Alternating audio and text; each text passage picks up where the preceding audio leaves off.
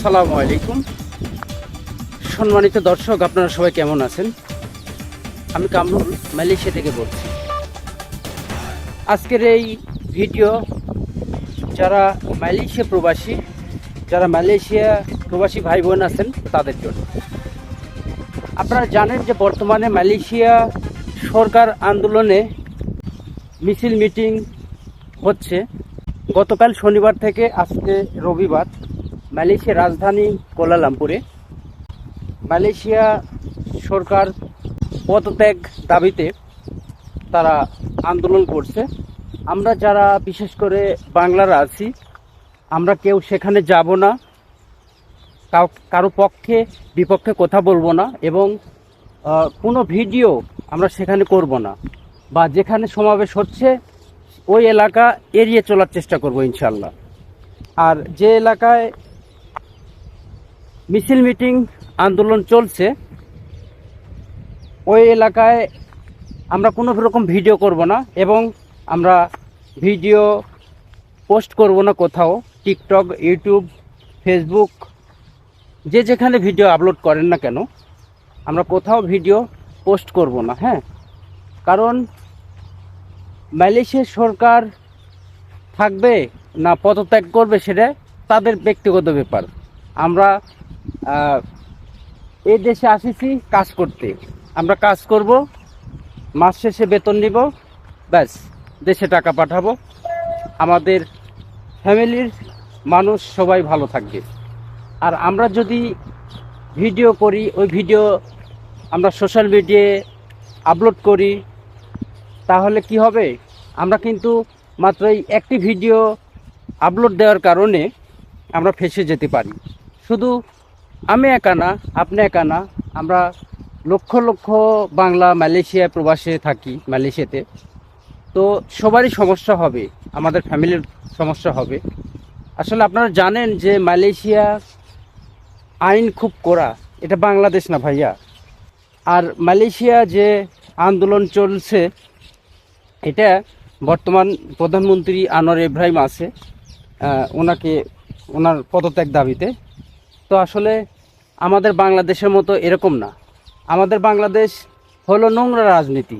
হ্যাঁ, তার কারণ আমাদের বাংলাদেশের রাজনীতি হয় মানুষ মারার রাজনীতি, নোংরা রাজনীতি। আর মালয়েশিয়াতে রাজনীতি নোংরা রাজনীতি না, হরতাল হয় না, মিছিল মিটিং সেরকম হয় না। আর এদেশের সরকার যদি কাজ ঠিকমতো না করতে পারে, সে নিজে নিজে পদত্যাগ করে। এটা আপনারা তো অবশ্যই জানেন। এটা বাংলাদেশ না, তার কারণ বাংলাদেশের সরকার মনে করে, সবই না, কিছু কিছু সরকার আছে মনে করে যে এই দেশটা আমার বাবার টাকায় কিনা, আমি যতদিন খুশি ততদিন ক্ষমতায় থাকবো। মালয়েশিয়াতে এরকম না। হ্যাঁ, আর মালয়েশিয়া আপনারা জানেন যে যতই আন্দোলন হোক, এরা কিন্তু গুলি করে না, তারপর রাবার বুলেট ছুড়ে না, টিয়ারশেল নিক্ষেপ করে না, এবং লাঠি চার্জও করে না, কারো গায়ে হাত দেয় না, এক কথায়। আর বাংলাদেশে কোনো আন্দোলন হলে পুলিশে গুলি ছুড়ে, পুলিশে সাধারণ জনগণকে হত্যা করে, লাঠি চার্জ করে, রাবার বুলেট মারে, সব কিছুই করে, জনগণের ওপর অনেক নির্যাতন করে। কিন্তু মালয়েশিয়াতে কারো গায়ে হাত দেবে না, এটা তো অবশ্যই আপনারা জানেন। তো এই জন্য আমি বলছি যে আমরা যারা মালয়েশিয়াতে আছি, আমরা যারা বাংলা, আমরা কেউ এই বিষয়ে কোনো কথা বলবো না।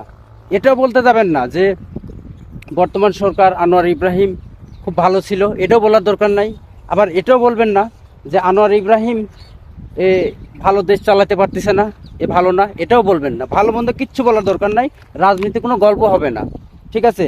আর আরেকটি কথা, আপনারা যে যেখানে কাজ করেন, যে কোম্পানিতে, স্থানীয় লোকাল মানুষ অনেকেই কাজ করে, আমাদের সঙ্গে করে, তো তাদের সঙ্গে এই বিষয়ে আলাপ করবেন না, ঠিক আছে? তার কারণ সে কোন দলের আপনি তো বুঝবেন না, উল্টা দিক হতে পারে। এই জন্য এই বিষয়ে মালয়েশিয়া কোন সরকার থাকবে, কোন সরকার থাকবে না, কোন সরকার পদত্যাগ করবে, বা কে আসলে ভালো হয়, কোনো রকম কথা বলার দরকার নাই। আমরা এখানে আজ আছি কাল নেই, ঠিক আছে? এটা আমাদের দেশ না ভাই। তো আমি একটি কথাই বলবো যে আমরা কেউ ভিডিও করব না, ভিডিও আপলোড করব না। প্লাস শুধু তাই না, মালয়েশিয়া সরকার পতনের আন্দোলন যারা করছে, যে ভিডিওগুলো এই দেশের মানুষ ছাড়ছে, ওই ভিডিওগুলো আমরা শেয়ারও দেবো না এবং কমেন্টসও করব না। ওকে প্রিয় দর্শক, আজকে অবশ্য এই মেসেজ দেওয়ার জন্য ভিডিও। সবাই ভালো থাকবেন, সুস্থ থাকবেন। আপনারা দেখছেন কামরুল মালয়েশিয়া প্রবাসী ইউটিউব চ্যানেল এবং ফেসবুক পেজ। যারা আমার চ্যানেল থেকে দেখছেন সবাইকে অসংখ্য ধন্যবাদ, এবং যারা আমার পেজ থেকে দেখছেন তাদেরকেও। ওকে প্রিয় দর্শক, আজকের মতো ভিডিও এ পর্যন্তই। বিদায় নিচ্ছি। আল্লাহ হাফেজ।